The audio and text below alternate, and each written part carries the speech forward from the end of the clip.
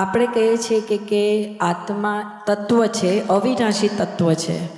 તો આત્માનો જન્મ જો જ્યારે થયો હોય તો આત્મા should have been in a very pure form. તો આત્માને આપણે કર્મોની ઝંઝાળમાં નાખીએ છીએ શું કામ? સૌથી પહેલાં આપણે નાખનાર કોણ વળી? આ તો સાયન્ટિફિક સર્કમસ્ટન્શિયલ એવિડન્સથી બની ગયું છે. કોઈએ નાખ્યા નથી. જેમ 1000 વોટનો બલ્બ હોય ને, ફૂલ અજવાળું છે તો એની પર એક ચાદર મૂકી, કોઈ બીજી ચાદર ઉડીને આવી, ત્રીજી આવી, તો અજવાળું બહાર આવે ના. તો એ આત્મા અજવાળા સ્વરૂપે બગડ્યો જ નથી. એક ઇન્દ્રિયમાં હતો એની પહેલાંય બગડ્યો નથી, ફક્ત એની પર આવરણો આવી ગયા છે. હવે આવરણો ખસે છે અથડામણમાં, તે થોડું અજવાળું આવે તો એક ઇન્દ્રિય રૂપે જ્ઞાન પ્રગટ થાય છે. મય તો સર્વાંશ છે. જે સિદ્ધ ભગવાન મહાવીર ભગવાન જેવો, મોક્ષે ગયા સિદ્ધ ભગવાન જેવો જ આત્મા આપણી મય છે. આવરણ બધા ઢંકાઈ ગયા છે, એ થોડું ખુલે છે. એટલે ટૂંકમાં શબ્દ શું છે તો કે કમ્પ્લીટ આવરણવાળો આત્મા છે, અને કમ્પ્લીટ નિરાવરણ આત્મા થાય ત્યારે મોક્ષે જાય છે. સંસાર એટલે શું? આવરણો તોડતા તૂટતા અથડાતા આવરણો તૂટતા. આત્મા બગડ્યો નથી.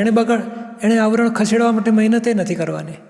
એની આ પર આવરણો આવ્યા છે, અને પછી સંજોગો જ ધક્કા મારીને આવરણ તોડે છે, અને પોતાનું અજવાળું પ્રગટ થતું જાય છે. એ નિરાવરણ થશે. છેવટે જ્ઞાની ભેગા થાય તે રહ્યું સયું આવરણે ખાલી કરી નાખે, નિરાવરણ થાય એટલે આત્મા મોક્ષે જતો રહે. એટલે આત્મા પહેલેથી બગડ્યો નથી, બગડશે નહીં, શુદ્ધ હતો છે ને રહે છે. ફક્ત આ સંજોગો, જેમ તમે નહીં, અહીંયા ફોગ એટલો બધો વધી ગયો હોય, આપણે ગાડી સરસ છે, આંખો સરસ છે, સરસ ચલાવી રહ્યા છે, વાઇપરથી સાફ કરે, પણ ફોગ અને એકદમ બધું થાય તો બોલો એક્સિડન્ટ થઈ જાય ખરો? જી.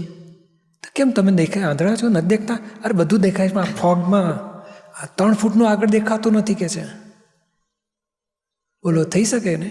એવા સંજોગો ભ્રમણા ઊભી કરે છે, અને સંજોગો અથડામણો લાવે છે.